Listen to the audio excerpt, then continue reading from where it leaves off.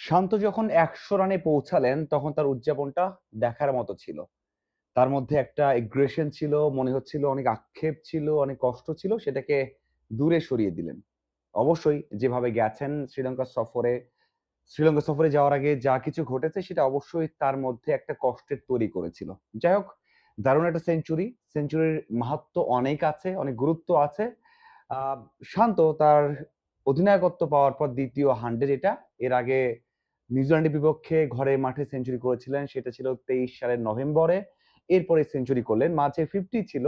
প্রত্যেকটা সিরিজেই কিছু রান করেছেন। কিন্তু আ সেঞ্চুরি বা হাফ সেঞ্চুরি বেশি আসেনি। সেদিক থেকে অবশ্যই শান্তর জন্য স্পেশাল একটা সেঞ্চুরি এটা। যদিও আ বলতেই হচ্ছে যে অনেক কষ্ট আক্ষেপ নিয়ে গেছেন।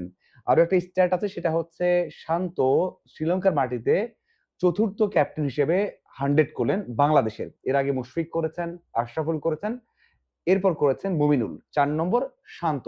শান্তর এই 100 টা এক কথায় দারুণ ছিল, যেটা অধিনায়ক নক মানে ক্যাপ্টেন্স নক যেটাকে বলা হয়, সেটা বললে একেবারে ভুল হবে না। কারণ যখন বাংলাদেশ দল ৪৫ রানে ৩ উইকেট হারালো, খুবই প্রেশারে পড়েছে। সেই সময় মুশফিককে নিয়ে একটা পার্টনারশিপ করতে হবে এবং সেই পার্টনারশিপ কিন্তু বাংলাদেশ দলকে অধিনায়ক দিয়েছেন এবং সবচেয়ে দারুণ বিষয় হচ্ছে ৫০ স্ট্রাইক রেটে ব্যাট করেছেন।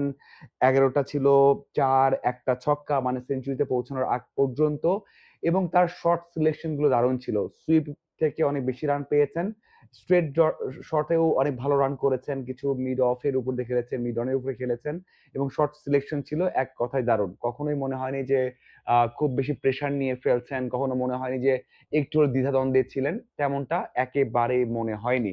এর থেকে ভালো সময় মানে 100 করে উদযাপনের ভালো সময় হয়তোবা আর হয় না। কারণ শান্ত ৩ ফরম্যাটে ক্যাপ্টেন ছিলেন, টি-টোয়েন্টি ক্যাপ্টেন্সি ছেড়ে দিয়েছেন, ওডিআই ক্যাপ্টেন্সি হারিয়ে ফেলেছেন। মানে যেভাবে হারিয়ে ফেলেছেন সেটা আসলে কোনোভাবেই কাম্য নয়। আমরা দেখেছি যে বাংলাদেশ ক্রিকেটে অনেকবারই অনেক কিছু হয় যেটা আমরা হয়তোবা মেনে নিয়েছি। কিন্তু শান্ত যেভাবে হারিয়েছেন সেটা আমরা বেশ কয়েকদিন আলোচনা করছি। এটা কোনোভাবেই কাম্য নয়। বোর্ড মিটিং ছাড়া একটা কলে তাকে ওডিআই ক্যাপ্টেন্সি থেকে সরিয়ে দেয়া। যদিও ওডিআই ক্যাপ্টেন হিসেবে একেবারে খারাপ ছিলেন না।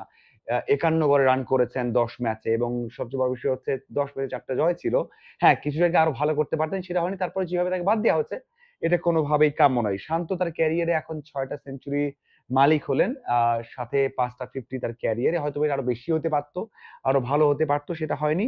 তারপরেও শান্তর এই 100 টা আমি বলতেই চাই অবশ্যই আ ভালো একটা গুরুত্ব বহন করে এবং এই টেস্টের জন্য বড় একটা মাইলফলক, এই টেস্টের জন্য বড় একটা আ বাংলাদেশের জন্য কি বলে এটাকে মোমেন্টাম, সেটা নিঃসন্দেহে বলা যায় এবং এই যে একটা বিপদ কাটিয়ে দলকে সামনে দিয়ে নিয়ে যাওয়া এটা কিন্তু বড় একটা ভূমিকা শান্ত পালন করলেন এজ এ ক্যাপ্টেন। আমি যেটা বলছিলাম যে অবশ্যই নিউজিল্যান্ডের এগেইনস্ট এ 100, তারপরে এই 100 মাঝখানে কিছু ইনিংস ছিল, ৬০ রানের ছিল, ৮২ রানের ছিল, ৪৪ রানের ছিল, ৪০ রানের ছিল। একেবারে যে ব্যর্থ, এক অঙ্কে আউট হওয়া, ২০ রানে আউট হওয়া তেমনটা ছিল না।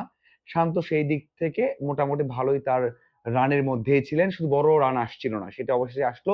এই সিরিজের জন্য অবশ্যই তার ভালো হলো। ৩ টা ফরম্যাটেই খেলেন। যদি টি-টোয়েন্টি তেও থাকেন তাহলে লং টাইম থাকবেন। শ্রীলঙ্কাতে ২ টা টেস্ট, ৩ টা ওডিআই, ৩ টা টি-টোয়েন্টি। এই ফর্মটা অবশ্যই কাজে লাগবে। যদিও আমরা বলি, যতই বলি না কেন যে প্রমাণের মঞ্চ আর নেই। যতই বলি না কেন যে হয়তোবা তার দায়িত্ব রান করা। তারপরেও এই যে সেঞ্চুরি করার পর যে উদযাপনটা, সেখানে বোঝা যায় যে শান্ত অনেক বড় একটা প্রেশারে ছিল এবং সাম্প্রতিক ঘটনা নিয়ে অনেক বেশি আক্ষেপ কষ্ট নিয়েছিল। আপনার কি মনে হয় অবশ্যই কমেন্ট করে জানাবেন। ধন্যবাদ সবাইকে সহায় থাকার জন্য।